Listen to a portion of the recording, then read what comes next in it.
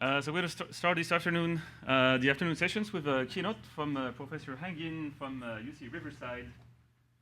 Is this working? Can you guys hear me? Yeah, okay. So Heng has a long record of contributions to the field of binary analysis. During his time at UC Berkeley in Dawn Song's team group, he was working on BitBlaze, which a lot of us are familiar with.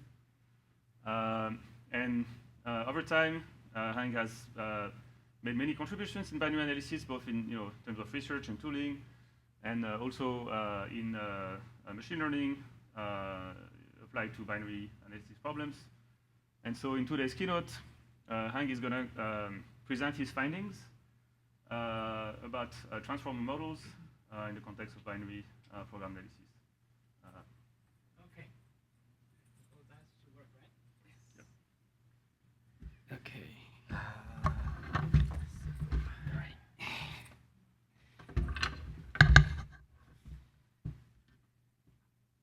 All right. Okay.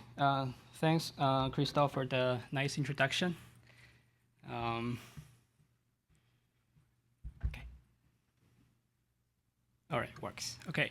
Yeah, like he had just said, I had been working on binary analysis, tooling, dynamic analysis, static analysis for a while, and then I started to look at using deep learning for binary analysis problems. Probably one of the earliest, pioneers in this direction. So I would like to present some of our findings, since actually many papers have started to use deep learning, more specifically transformer models, to solve various binary analysis problems. Okay, so I think I probably just need to skip these slides because transformer seems like the magic, right? Solving many problems, natural language processing for sure, and also computer vision. So it's actually very tempting to use transformer models for binary analysis. And a very good practice or paradigm is pre-training plus fine-tuning, which is essentially we develop using some pre-training tasks to build a pre-trained model, and then we further fine-tune it for some downstream applications.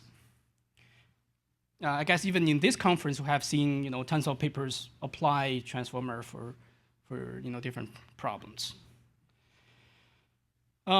So some of the problems we have seen that transformer has been used for solving different problems, such as a disassembly, detect instruction boundary, function boundary, binary code similarity detection. That has been a very popular topic. Detecting code clones, detecting vulnerabilities, detecting malware even, right? Actually, yesterday there was a malware session I chaired. There's a paper about using one of my past papers for malware detection, malware classification. There is a type inference. Actually, there's a paper earlier today, type inference, right? Yeah. There's also, I believe there's also two papers, actually somewhat related to this topic, in the binary session, in the main conference. So detecting primitive types and also data structures. There's also indirect function call target resolution. So machine learning approach, right, has demonstrated some advantages over like some traditional program analysis approaches. Okay, rationale. Why does it work? Right, so we have seen that transformer excels in at training a large language model. Okay, so it's good at understanding natural language, and assembly language is a language. So it's a very good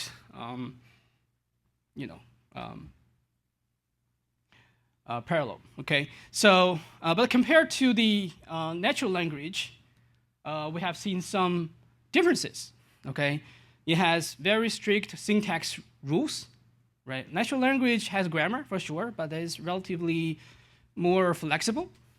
Okay, and the vocabulary is much smaller. Okay, so we have some mnemonics, opcodes, or tons of registers, and some numbers. Actually, lots of numbers. But if you exclude numbers, the number of tokens are much smaller, right, compared to natural language. Right? That's in some sense actually cause challenge, right? Because words in natural language has very particular meaning. Sometimes we can just ignore 20% or 30% of the words, we can still understand what you're saying.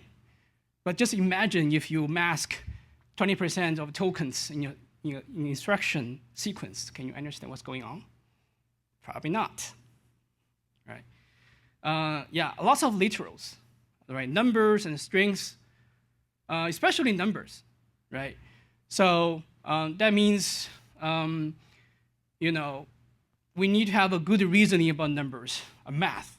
Okay, can transformer, do good math? Okay, huge ones, maybe DeepSeek or GPT-4 can do some of them, but there's also some recent study showing that if people make some slight tweaks on the math problems, DeepSeek or GPT-4, did poorly.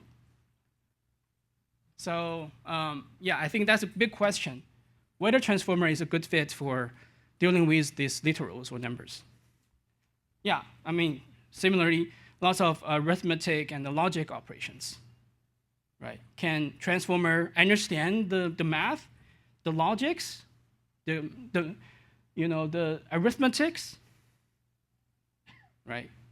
Control transfers, right? Do we have control transfers in natural language? Maybe a little, right? Oh, refer to this section for something, right? But there are so many jumps in assembly code, right? Can transformer understand, oh, you actually jump to that instruction? Understand the dependency between instructions becomes more important.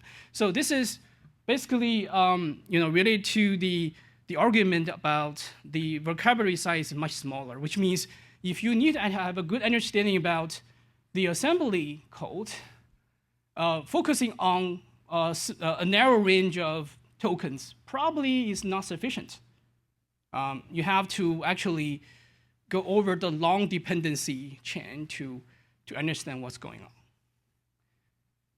Well, I mean, these are just my own kind of reflection.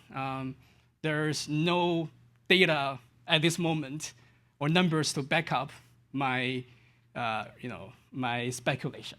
Okay. Okay, but somehow researchers have been trying to improve transformer model based on somewhat similar kind of reflections I have here, which means somehow the default transformer model, let's say BERT, is not sufficient. It's not good enough. Let's do something to improve these transformer models. Okay, how do we improve it? New pre-training tasks. Okay, so the default MLM, okay, the math language model, is not good enough.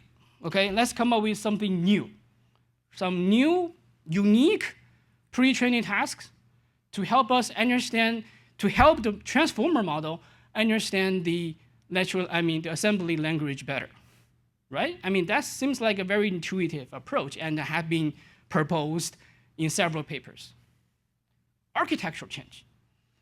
Okay, maybe the transformer model, the architecture design is not good enough.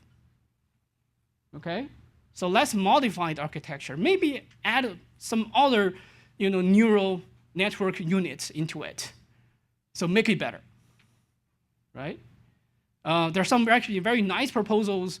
When we look at it, great idea, right?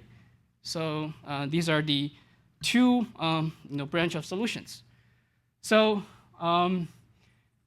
actually, one of my earlier papers also follow this direction. Okay, so we proposed 2 new pre-training tasks called context window prediction and data, I think it's like a defined use chain prediction. Okay, so the motivating examples like this, right? So this is a very typical sequence. You can see it's making a function call to memcopy. Okay, but if you look closer, and the dependency, right? So we know that function call, the return value is in RAX, and then you see that the RAX is later, fetched and then moved to RCX, okay, but not immediately after the call. Okay, so there's some sort of like instruction reordering. Okay, there are a few more. You see, test RBX, okay, and then depending on the value is 0 or not, then there will be a conditional jump. But again, so it's not immediately, the JE instruction does not immediately follow the test instruction. Okay. Well, actually, this is a very common optimization done by the compiler to maximize the instruction level parallelism, right? But it might cause challenge for the transformer model to learn the semantics of the assembly language because the dependencies are kind of split further away, right? The data dependencies and sometimes control dependencies as well. So that's why we figured that this kind of like additional pre-training task could help. For example, the control context window prediction, you can relax to maybe 2 or 3 instructions in that window to capture the dependencies between instructions, context control dependencies. And the def use chain prediction is basically try to reinforce the data flow dependency between instructions, right? Very intuitive, very natural to think about. Okay, actually, based on this kind of intuition, we published a paper in CCS 2021. The title is called PalmTree, Learning and Instruction Language Model for Instruction Embedding. Okay, at that time, the goal was to improve instruction embedding, okay, representation for just one instruction. And then you can feed this instruction embedding to another neural network for different tasks. Okay, so that was the intention. So long story short, basically we just introduced 2 additional pre-training tasks, CWP and DUP, and we prepare these sample sets, right? Instruction pairs. For example, we have 2 instructions for data flow dependency, and we have 2 instructions here for control flow, kind of like a co-location, something like that. And then we feed them to the model for training. Okay. So just show you one example. We have done actually tons of evaluations that we feed in this instruction embedding to different network architectures for different downstream applications. So one of the downstream application is a similarity, binary code similarity detection, and we published an even earlier paper called Gemini in CCS, I believe it's 2017. So basically, it's a graph neural network. Okay, so if you look at the this part, okay, so the input is some manually designed features per basic block, and then we feed it into a structure to back, which is a graph neural network, and then we perform CMS training, okay, to learn a function embedding and use that function embedding for similar function detection, okay? So in order to show the advantage, we replace that manually designed selected feature with the instruction embeddings. Okay, so we'll still, we use the main pooling to generate a basic block embedding. So basically, up to this point, everything else is the same. Okay, only the representation for basic blocks is different. Okay, and then of course we have done other kinds of evaluation for different different instruction embedding schemes. And then we draw this ROC curve. Okay, maybe you see, oh, these curves are pretty low. Okay, it's not very good. Okay, the reason is because, in the original paper we did actually show much better curve. Because the training set and the testing set is somewhat similar. They come from the same set of binaries. Okay, so we figured, okay, that's probably not a very good evaluation. So let's pick a complete different binary set, right? So which is very different from the training set. Even the compiler, everything is different. So that makes it much more challenging to perform this evaluation. So that's why even the best ROC curve is only this. But that's actually from the PalmTree. Okay, so compared to the original Gemini paper, I believe it's this curve. Okay, this curve, somewhere over here. Okay, anyway, so the result is actually quite encouraging, I would say, right? So basically, we believe, oh, that's great. Observation, CWP, DUP are very helpful, okay, for instruction level embedding. Okay, so that was 2021. But very quickly, we realized and other people realized actually transformer can do. We really don't need to learn embedding for transformer, right? So you can use transformer to learn representation by itself. For example, like function embedding. You just feed in the assembly code, assembly language, to transformer model. It will generate embedding by itself. So there's really no point for you to, learn instruction embeddings. Of course, you can still use that for different, applications. But, for maybe for most of the applications, just train a transformer model for that problem is good enough. But somehow we still believe that, okay, these additional pre-training, tasks will be very helpful. Okay, will be helpful than just train the model with MLM. Okay, so that's my belief. Okay, but I hadn't verified my belief yet. Okay. So another pre-training task, which is proposed in this paper, called StateFormer, fine-grained type recovery. From binaries using generative state modeling, FSE 21. Okay, so when I first read this paper, I said, amazing, great idea. Okay, so let me explain what's the the intuition, right? So the left-hand side is the code. Okay, so this is they call it the microstate trace.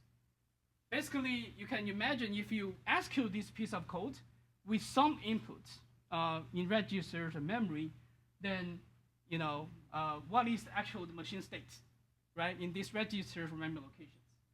So basically, if you can train this transformer model to recover the states given the input states and somehow predict output states, then that means the transformer model understands the semantics, or they call it operational semantics of the binary code, right? Makes sense.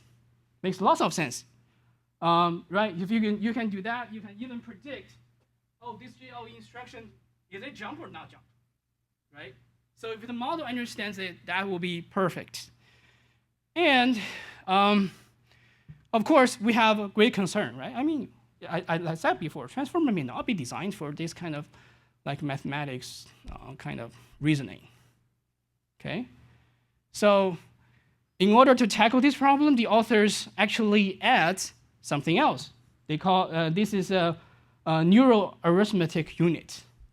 Okay, this neural arithmetic unit is designed to learn these mathematical operations. Okay, so they add this unit into the additional embedding layer called micro data state layer. Okay, they add it to it. So the argument is that, oh, with this, then you can learn these operational semantics better. Okay? So another example, okay? jTrans, okay, published in ISTA 22. So this is they observe that there are lots of jumps, like I said earlier, right? There are lots of jumps in assembly language. In natural language, we don't have those things. So can transformer understand these jumps? So if we make sure the transformer understands these jumps, then that means you can actually improve the downstream applications. So that is the idea. Okay. So if you look at these examples, there are like JS, a number, and then there's a call another. Whatever. Okay. So. So basically, if the transformer understands that JS actually jumped to the instruction at that label, then that means the transformer understands the jump. Okay? So, and then this is you can see this is a new pre-training task called jump target prediction. Okay? So which means if you mask, this, if you mask this, it's going to say where it's going to jump to. If you're smart enough, it's going to say jump here. But you see, this is a very, very difficult task.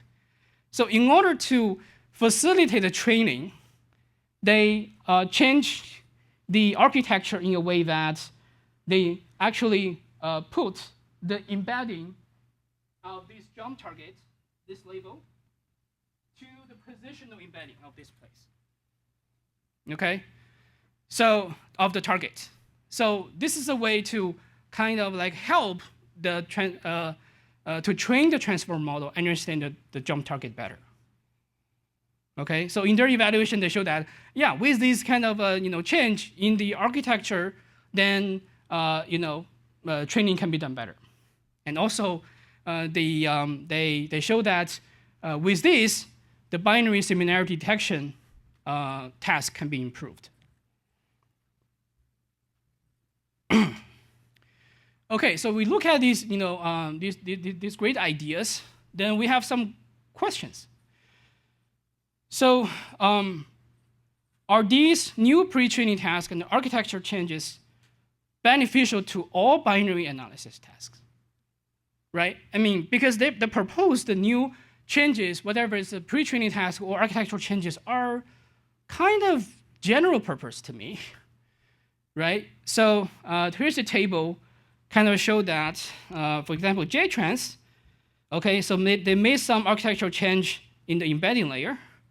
They have MLM and JTP as a pre-training task. And then the proposed downstream task is binary similarity search. They evaluate binary similarity search. But to me, I feel like, it should be beneficial to other downstream tasks as well, right? Why not limit to binary similarity tasks? StateFormer, okay, they add this NAU unit, like I said earlier. They propose this GSM training task. By the way, they did not use MLM, okay, because their architecture is not exactly the same as a BERT. They propose type inference. They evaluate type inference. Again, so there's no point why these kind of changes would not benefit other downstream tasks. At least I would like to, confirm. Okay. Okay. The next question: can CWP and DUP that we proposed work well at the function level? Like I said before, we only did that for instruction level. Okay. We believe somehow it should benefit at the function level, but we didn't know yet. And how well is the vanilla BERT model compared to these, custom models, right? I think this should be always a baseline that we should evaluate, right? So without all these additional changes, just the BERT model with MLM, how well does it do? Yeah, but it turns out some of these people didn't actually evaluate the BERT as a baseline. Okay, I'm going to talk about the details later, but that's why we leave this question here. And the last question, which is, how does the model size affect performance? Right? So for example, maybe a standard size or smaller size may not work well for this problem. Maybe a larger model size can actually work. Right? Okay, so that's why we made an evaluation plan. So we're going to evaluate 4 pre-training tasks like I described before: CWP, DUP, GSM, and JTP. We're going to evaluate 3 architectural changes: StateFormer, jTrans. By the way, Trex is also from the same group from Columbia. It's very similar to StateFormer, but there's a minor difference. And then we're going to evaluate the BERT as a base model. And also we include different model sizes. Okay, BERT, large BERT model, and extra large BERT model. Similarly, we would like to see jTrans because the model is open source, so we can actually do that. We actually also, we made these changes to the larger, jTrans model, extra large jTrans model. And then we evaluate the 4 downstream tasks. Obviously, function similarity and type inference. We also introduced the algorithm classification. Okay, so these are from these kind of code exercise, code competition, as a data set, which basically there's one algorithm, students or they implement this algorithm in different ways. So we would like to classify these algorithm implementations. Okay, so it's a much smaller data set than the function similarity detection. Function name prediction. Actually, there was a paper maybe in the earlier binary analysis section about binary function name prediction, right? So I'd like to see how well it works. Okay, so we first look at the training loss of pre-training tasks. Okay, so I guess this also gives us a first-hand, perception about how well are these pre-training tasks actually work and contribute to the final model. Okay, so for example, we use these pre-training tasks along with MLM. Okay, so we train them together. So for example, CWP. We train CWP with MLM. So you can see the blue curve is the MLM. Okay, so you can see that the loss decreases steadily over time. And also you can see the fluctuation, okay, is within certain range. It doesn't change dramatically over time. Okay, I think it's a good indication that MLM is actually a good training task for the transformer to learn something from the assembly code. Okay, so in comparison, CWP is different. You can see it drops very quickly, okay, but it stays in that range, for a long time. There's no further decrease, and also the fluctuation, and also there are more spikes, from time to time. So it's not very clear whether this is a good training task. It looks to me that it's somewhat too easy for some data sets, but some difficult ones is harder for the transformer to figure out. DUP, okay, this is the depth use chain kind of prediction. We see some similar kind of a trend, but you can see the fluctuation and the spikes are even larger. Okay, which means somehow this is actually more difficult for the transformer to learn. Okay, so JTP, the jump target prediction, you also see that, okay, on one hand, the loss seems like a general trend is like a decrease over time, but also the fluctuation increases over time as well. So it gives us indication that this is also a very difficult task for the model to learn. Okay. So by the way, these are the BERT model. Okay, it's not like they're introduced the architectural changes. Okay, and then their GSM. Okay, the kind of like recover the outputs from the for instruction executions, right? So okay, at the first glance it seems like it's okay. The loss is pretty low. Okay, it decrease, and they stay in the pretty reasonable range, stable range. Okay, but when we look closer, we found out it's actually not the case. All right, so the reason is this. Most of the time when we feed random values and try to ask the model to predict the output values, the values are pretty small. So if you think about even for 32-bit system, like 4 bytes value, most of the time the bytes on the higher positions are 0. So it makes it very easy for the model to just always predict 0. Okay, so anyway, so that's why we list the accuracy. Okay, if you look at accuracy just by itself as a whole, it's about like 15%. Not terrible. I think it's still somehow useful. But if we exclude the 0 bytes, 0 values, it's only like 5%, 6%. So it's not really that great. Okay, not really great.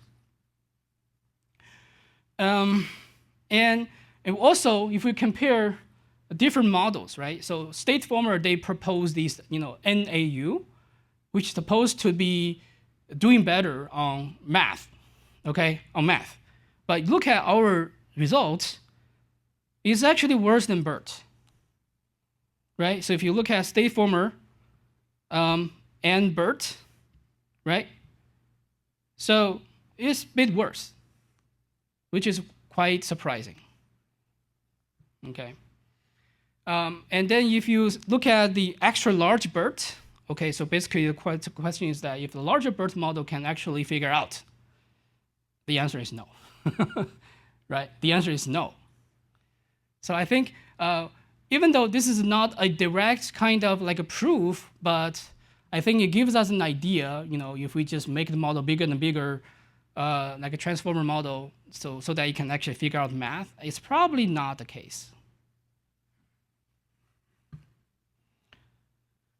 Okay, so jTrans, all right? So does jTrans help the JTP training, right? Because they modify this embedding layer.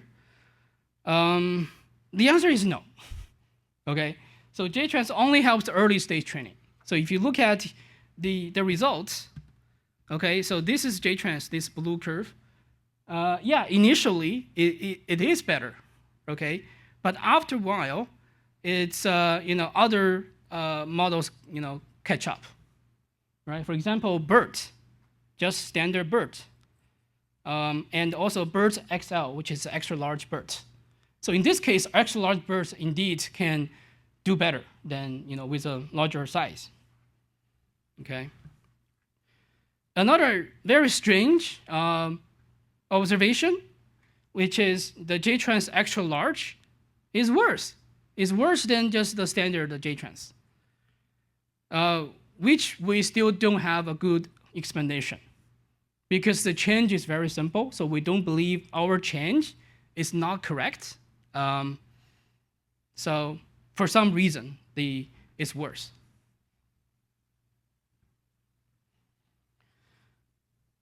Okay, so observations on pre-training. I think in general, what we see is that these pre-training tasks are just too challenging. Most of them are too challenging for the transformer models. Okay, so maybe one of them is too simple for most of cases, but too difficult for some other cases. Yeah, so that's that's a big doubt that we have. And architectural changes that are supposed to help these pre-training tasks are not very effective. Actually, not effective at all. Okay, so now the question is that, okay, the pre-training doesn't sound very encouraging, but maybe somehow it still helps with the downstream applications, right? We don't know. Okay, let's just try them. So the first downstream application, which is function similarity search. There are tons of papers, tons of research on this topic. So we look at two scenarios, right? With or without fine-tuning. So without fine-tuning, which means we just take the pre-training model, use the embedding, and calculate the cosine similarity between two functions, right? So use that to detect similar functions. In some sense, this is like a zero shot, right? It's a zero shot. You just use the base model. Okay, so we use two metrics, MRR and recall at 1. So here you can see, so the best ones, okay, before fine-tuning, most models have similar performance. I wouldn't say it's not very similar, but some of them are worse. It turns out jTrans and jTrans of different sizes are the worst. Okay, so this is without fine-tuning. Okay, so this is just zero shot.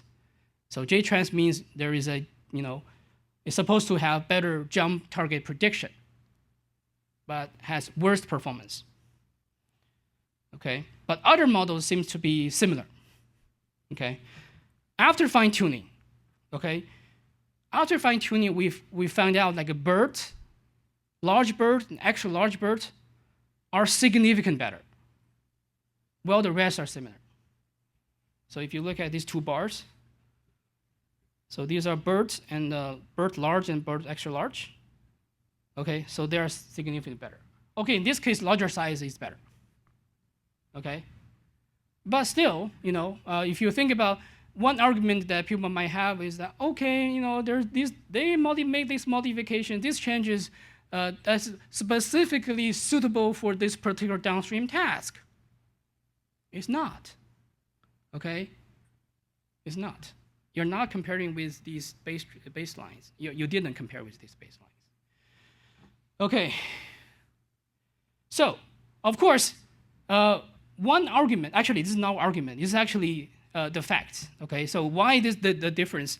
If you look carefully, like in jTrans paper, they actually compared with BERT, to be fair.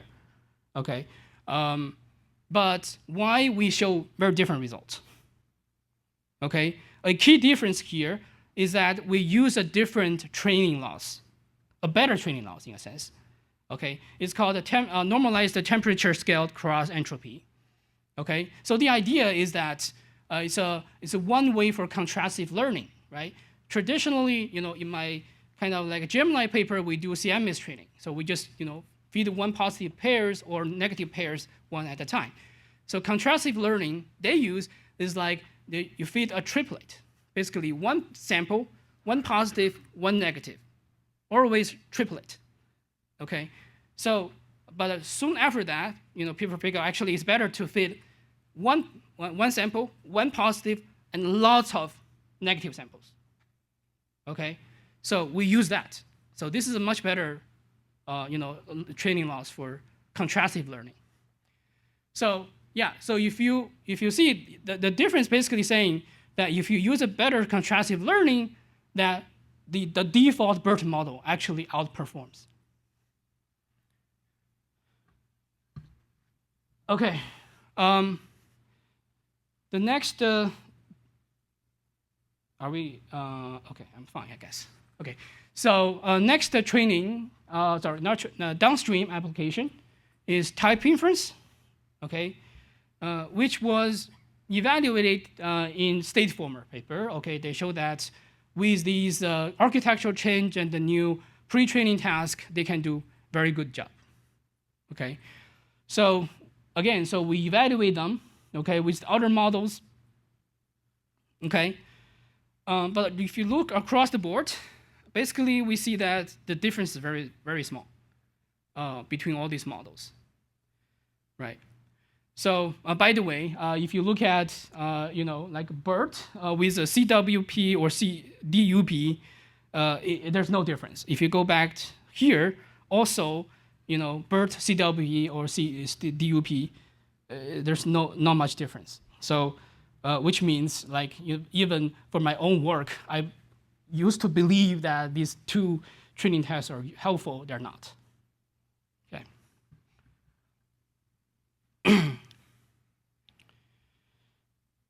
Okay, so yeah. So these models have similar performance except for jTrans XL. Remember earlier we said, oh, during the training we figured out like jTrans XL has really weird performance. Okay, so it's not trained very well. It's kind of reflected here. BERT L is the best. Okay, so even though the difference is not very big, but BERT with a slightly larger size is the best.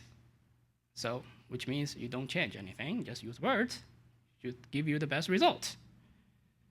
Okay, so the last point we want to point out is that StateFormer did not perform well, okay, even for its own proposed downstream task.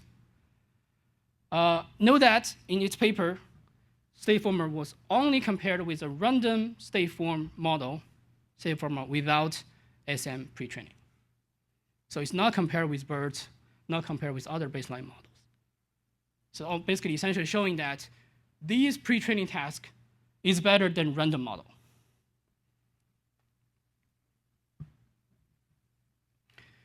Okay, the third downstream application, which is algorithm classification. Like I mentioned, so this is somewhat similar to the function similarity detection, but it's a much smaller scale data set. So it's actually much more difficult for fine-tuning because the scale of the training data set. Okay, so pretty much it's more emphasis on the pre-trained model performance, right? Okay, so but anyway, so this is So this figure shows the before fine-tuning. This figure shows the one after fine-tuning, right? So before fine-tuning, like a zero-shot performance, BERT is still better than StateFormer. BERT is the first one, okay? So then actually it's not just better than Transformer, it's better than Transformer, Trex, jTrans, of different sizes. And after fine-tuning, the difference becomes smaller. Oh, for sure, right? After fine-tuning, you're supposed to actually bring the performance up, and the differences become smaller.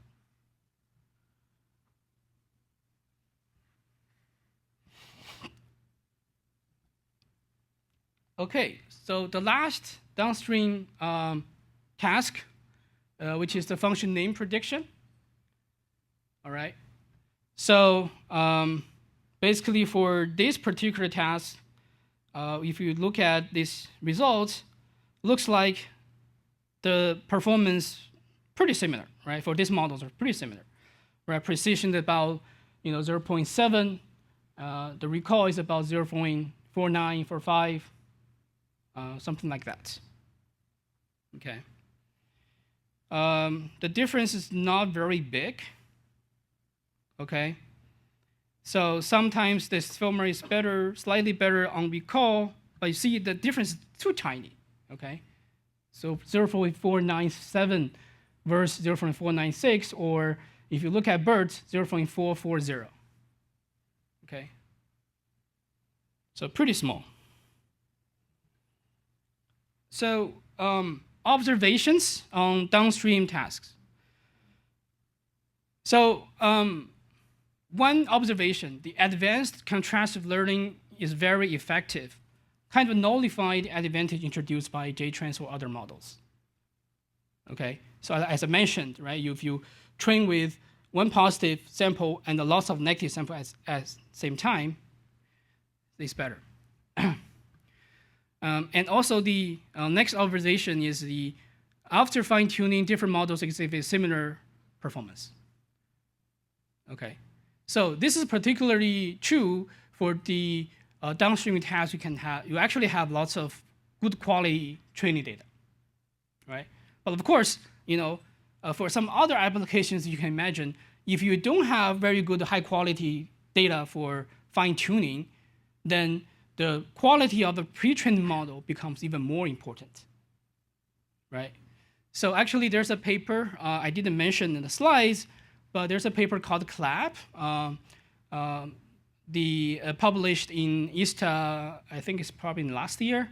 They basically propose a new training to kind of basically map the assembly code and the source code level representation closer to each other. So that paper shows actually very effective, even for some zero-shot learning. Yeah, it shows very good performance. Okay, so basically, I'm not denying that any pre-training task. No, I'm just saying, for many of these that we evaluated, we didn't see any benefits. So yeah, third, vanilla BERT models are comparable or sometimes even superior to those custom models. And new pre-training tasks and architectural changes are not necessary. Again, so I want to have a disclaimer. I'm not saying not all of them are necessary, just at least the ones we evaluate. They publish in very, notable venues, okay? So yeah, disclaimer, like I said, okay? We did not denounce the potential benefits of all architectural changes. Okay, it's just that the ones we evaluated, not effective, and we do not claim the new pre-training tasks are useless. Like I just mentioned, one example, right? CLAP, that paper is actually a very good example. But we do like to stress that the new proposals and architectural changes and the pre-training tasks must be undertaking a more rigorous evaluation. Our study shows that fine-tuning is very effective. However, for the scenarios where you cannot obtain large, high-quality training data sets, you might actually end up with very different conclusions. So in that case, the pre-training becomes more important. Some of our suggestions, right? So for this kind of classification tasks, right? So people use BERT or other variants of BERT. You should always, take the vanilla BERT or some other vanilla transformer-based models into consideration, right? And provide a comprehensive ablation study, right? So, which is not always done in the past. When proposed a specialized model for specific downstream tasks, provide a rationale why this is only suitable solely for this task, or maybe conduct a more comprehensive evaluation with multiple tasks. Right? I think for some of you, maybe in the future you are reviewing these papers. Maybe that's a thing to think in mind. Okay, this paper only evaluated this one task. Okay, perfect. But does it only beneficial to this task, or is actually in principle could be beneficial for other tasks? Why didn't you give that evaluation? Right. Try to improve training efficiency, such as applying contrastive learning.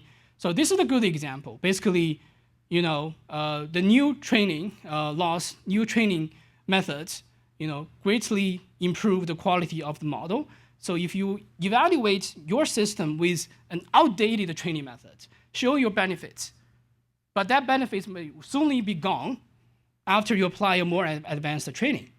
So I think that's something to also keep in mind as well. With that, I conclude my talk. Welcome questions.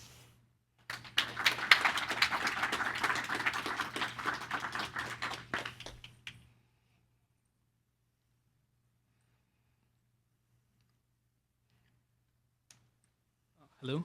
So you have suggested that we might not get a get very good results if we just focus on some directions. But have you some idea of or some suggestion in which direction we should focus to get better performance? I'm not suggesting some directions. I'm just saying for downstream applications, right? It's often we see that one paper that address one application with some modifications of the model or new training, tasks, and show that it works really well.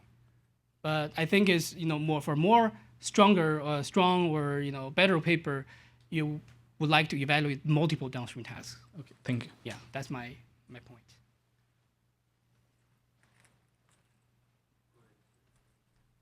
Very quick question. So you just mentioned that maybe in the future we review papers doing the similar thing. We should definitely require them ask for a reason, only focus on one downstream application, or ask them to do more. That's my suggestion. Okay. Right. So it's definitely a very good suggestion, but I wonder, do you have any paper or report we can cite for authors to read and to understand what we want to deliver in our comments? Okay, this is actually just like a anecdotal kind of thing. So, I participate in some of the PCE, and we review one paper, and from another reviewer, actually said, so the key kind of criticized the paper, said you only evaluate one task. You should look at PalmTree as an example. So, my earlier paper, that we propose these new training task. You evaluate the advantage over the one without it, but also along with multiple downstream applications, not just one. So that's actually a suggestion from that reviewer. So it happens to just mention my paper as an example. Yeah, definitely. I think mentioning PalmTree is a good source for reference. If you can publish this one, definitely make it easier for us to make it clear. But you know what? Actually, this paper actually went through several rounds of rejections. Okay. So in conference, somehow in Big Four, they just don't like this kind of paper. Maybe that's just my kind of misunderstanding or whatever. That's the. I'm not sure the type of the paper you submit to. I noticed for fuzzing, for example, is also require a lot of standardization of benchmarks. We saw many papers, at least two, I think. I think one also in last year SNP is SOK paper. Maybe you can try SOK and see whether you can get accepted, and then we can cite it for future reviews. Yeah, maybe try SOK will be one way to go. Yeah. Yeah. Yeah, definitely very interesting and encouraging result. Thank you so much.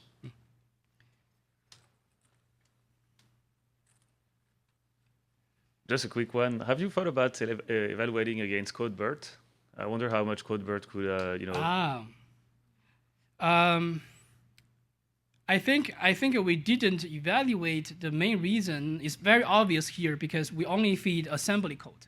So code BERT is not trained with assembly code. It's maybe with C or Java or other source code. So this is the reason why we didn't include. That makes sense. Yeah. But if you say, let's say like decompiled code, maybe that in that sense, then code BERT makes sense. Yeah. Hi, thanks for the talk. I'm Tim from UCI. So most of the paper I saw from dealing with binary analysis, right?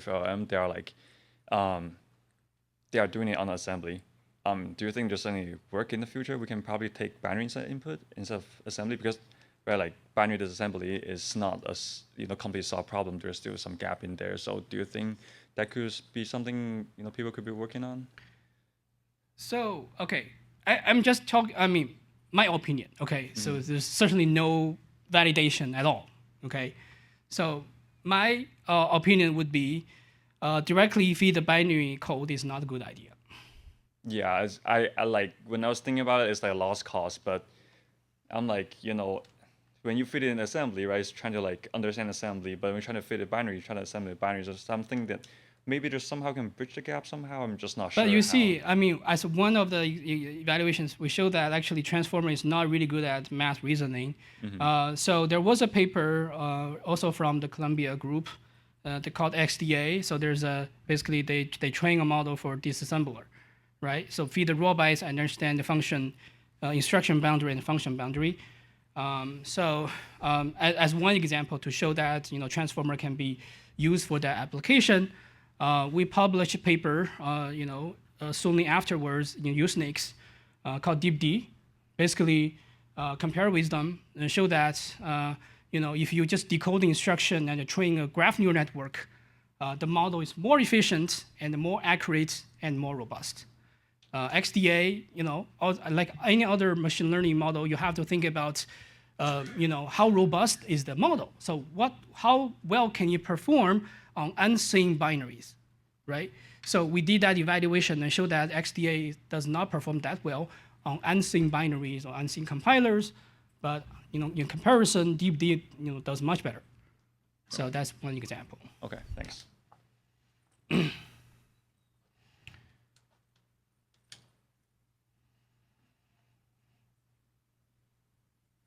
more questions? All right. If there are no more questions, it's time to speak here again. Thank you.